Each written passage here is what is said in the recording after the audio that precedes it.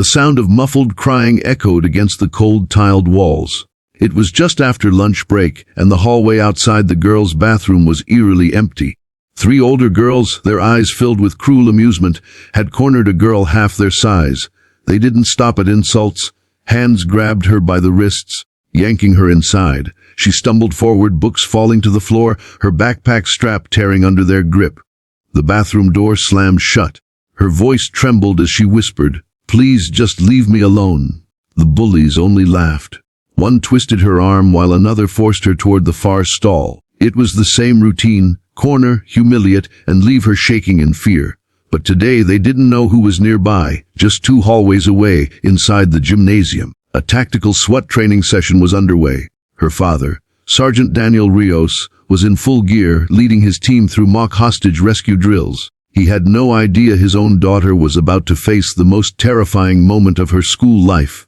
And in just minutes, their worlds would collide in a way no one could ever forget. The girl no one defended, Sofia Rios, had always been the quiet one. Petite, soft-spoken, and happiest when drawing in the corner of the library. Her classmates barely noticed her, except for the ones who saw her silence as weakness. That year, the bullying escalated. It started with whispers in the cafeteria, then mocking her clothes, then shoving her books to the floor. Teachers seemed blind to it, too busy or unwilling to step into the mess, and Sofia, desperate not to cause trouble for her father, kept it all to herself. Her father, Sergeant Daniel Rios, had raised her alone after her mother passed away when Sofia was 8. His life was the SWAT team: long shifts, unpredictable hours, constant danger. At home, he was gentle, protective, and always trying to make her laugh. But he had no idea about the battles his daughter faced in the hallways of her school. On that particular Wednesday, lunch period felt like a trap. Sofia sat alone at her table, quietly eating the sandwich her dad had made that morning. She was halfway through sketching in her notebook when she heard the snicker behind her. "Hey, Mouse," one of the girls said. It was Jasmine, the self-proclaimed queen of their grade. Behind her stood Maya and Brooke, equally smug. "Nice drawing, looks like a kindergartner did it." Sofia didn't look up. She just closed her notebook and tried to finish her lunch. But Jasmine grabbed the notebook off the table. "Oh, little Mouse is shy," she mocked. "Give it back," Sofia whispered. Maya leaned down, voice dripping with fake sweetness. "Or what? You gonna squeak at us?" They laughed. And then Jasmine's eyes darkened. "Come with us, Mouse. We have a surprise for you." Sofia knew what that meant. Her heart pounded, but before she could react, they each grabbed an arm and pulled her from the bench. Students in the cafeteria saw it happen. No one moved. The hallway was deserted.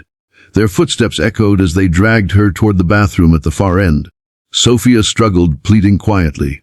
"Please, I didn't do anything. You exist. That's enough," Brooke sneered.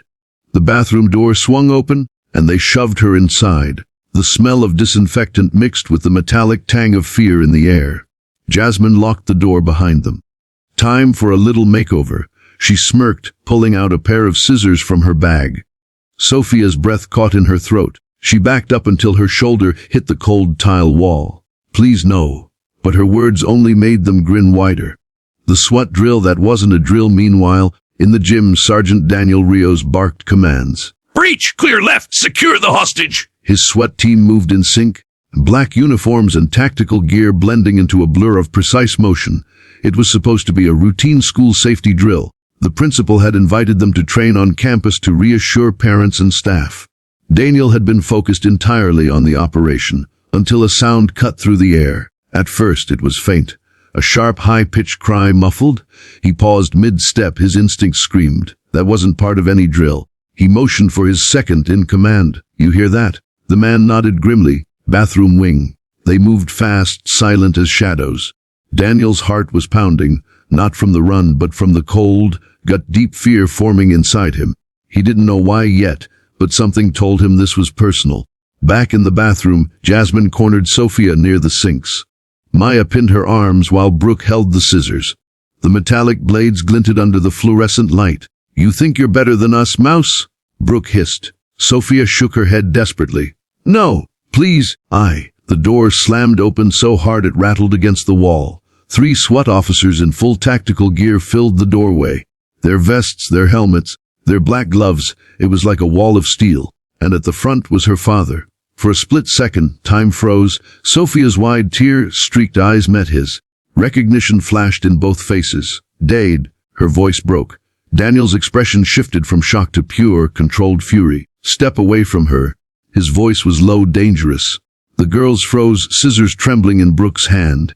"You have 3 seconds, Daniel said, stepping forward, every inch the man who had stared down armed criminals. 3. Maya dropped Sophia's arms. Jasmine backed away, hands shaking.